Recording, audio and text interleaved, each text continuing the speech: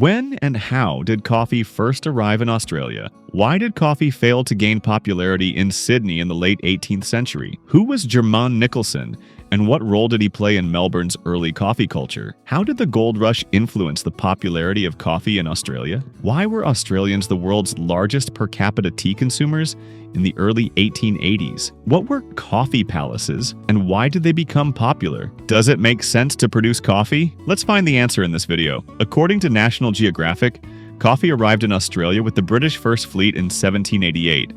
But Sydney's climate and the colonists' strong preference for tea prevented it from taking hold. As a result, coffee did not become part of Australian culture until nearly a century later. In Melbourne, coffee was sold as early as 1845 by pioneer grocer Jermaine Nicholson at his store on the corner of Collins and Swanston Streets, where crowds gathered to watch and smell coffee beans being roasted and ground by steam power.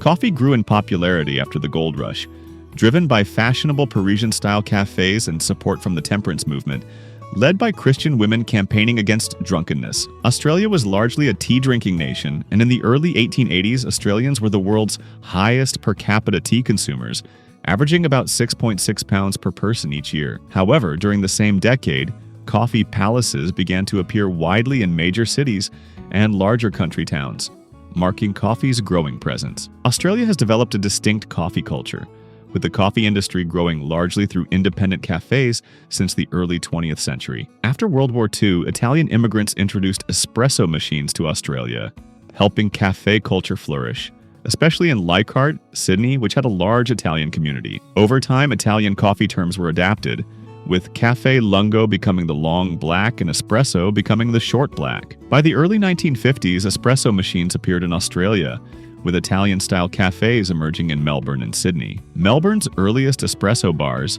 Pellegrini's, 1954, and Legend Cafe, 1956, became iconic. The decade also saw the founding of Victoria in 1958, now Australia's largest coffee brand, established well before its expansion to the US. The flat white, often regarded as Australia's signature coffee, is believed to have originated in Australia or New Zealand in the 1980s and became popular in Australia during the 1990s, especially in Sydney. Made with espresso and steamed milk with fine froth, it later spread to the UK and the US. Early Greek cafes in Sydney and Melbourne also played a key role by introducing locally roasted coffee in the early 20th century. With its vast cafe culture and roasteries, Melbourne is often referred to as the world's coffee capital. Local taste and characteristics. Australians generally prefer less sugary coffee, favoring purer flavors. Australian cafe culture places strong emphasis on both drink quality and the coffee-making process, driving high demand for specialty coffee. This has led to the growth of boutique cafes and ongoing innovation in roasting and brewing methods.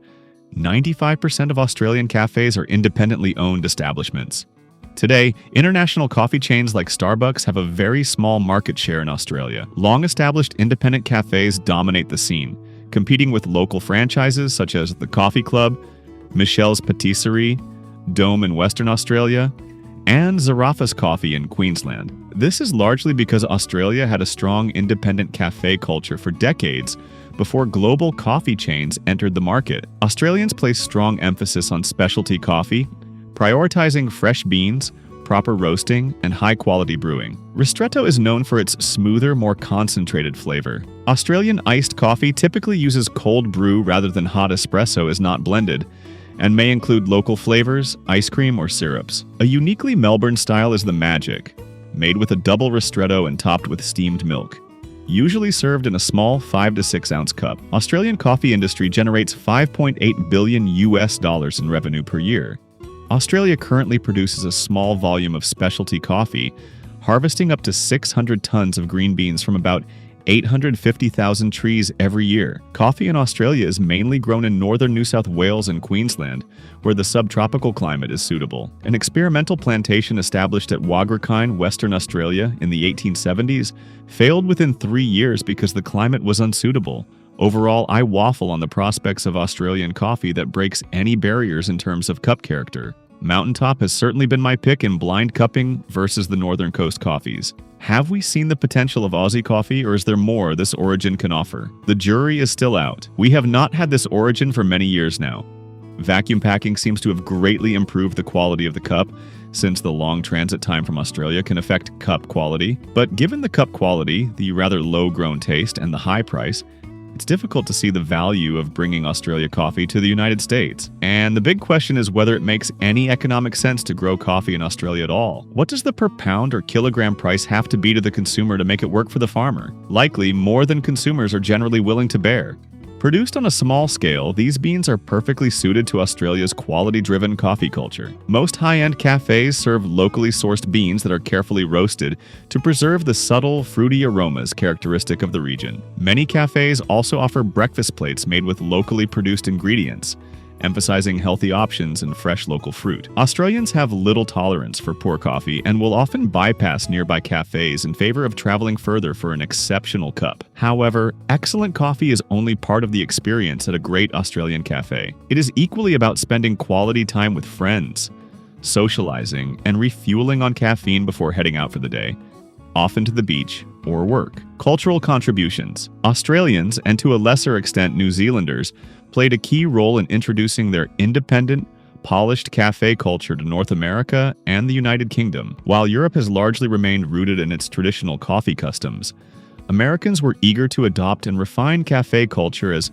social spaces where people step away from their laptops and engage with one another. In 2010, an Australian entrepreneur brought this relaxed coffee philosophy to Manhattan, founding Bluestone Lane. The brand has since expanded throughout New York, Philadelphia, and beyond. Following a similar path, Amy Cohen and Hayden Barney opened Stowaway Coffee Plus Kitchen in Denver in 2016, inspired by Australian and New Zealand cuisine and cafe culture. Operating as island nations, Australia and New Zealand developed a strong DIY with what's locally available mindset. This approach has deeply influenced the independent spirit of their cafe cultures. When Australians and New Zealanders took their cafe traditions overseas, they carried this philosophy with them. In line with the global slow food movement, cafes inspired by Australian style, such as Stowaway, align closely with growing demands for supply chain transparency, locally sourced ingredients, and environmentally conscious practices. The popularity of the flat white has arguably spread even further than Australian-style cafes themselves. Today, it can be ordered almost anywhere in the world,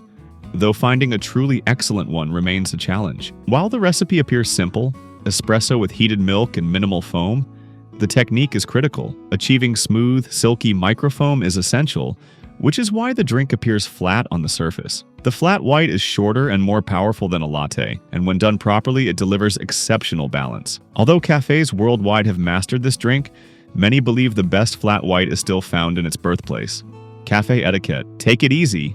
Mate. Australian cafe culture is far less concerned with what or when you order, and far more focused on how you enjoy your coffee. Australians prefer simplicity but are always happy to customize a drink. Coffee on the run is generally frowned upon. Instead, people take their time, especially on weekends, enjoying relaxed breakfasts and quality coffee with friends. These leisurely mornings are often followed by a surf or other beach activities. Great coffee is only part of the experience.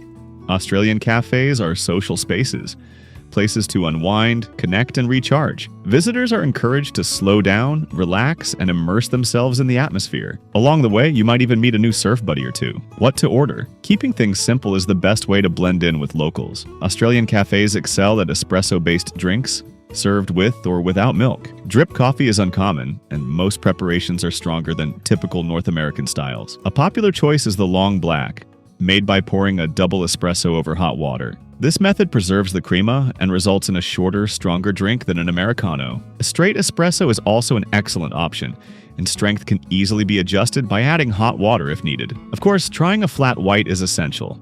Given its origins, tasting one in Australia may well be the best flat white you'll ever have. Lattes and cappuccinos are also widely enjoyed and prepared with care and precision. Final thoughts. As Muhammad Ali famously said, "It's not bragging if you can back it up." Australian coffee culture may lack modesty, but it delivers on quality. Starbucks struggled to compete because exceptional independent cafes can be found on nearly every corner. When outstanding coffee is paired with locally sourced breakfasts, and followed by a day at a beautiful beach, it's easy to see why Australian cafe culture is so highly regarded. Do you know more about Australian coffee culture? Let us know in the comments below. Please like this video and subscribe to the channel for future updates. Thank you.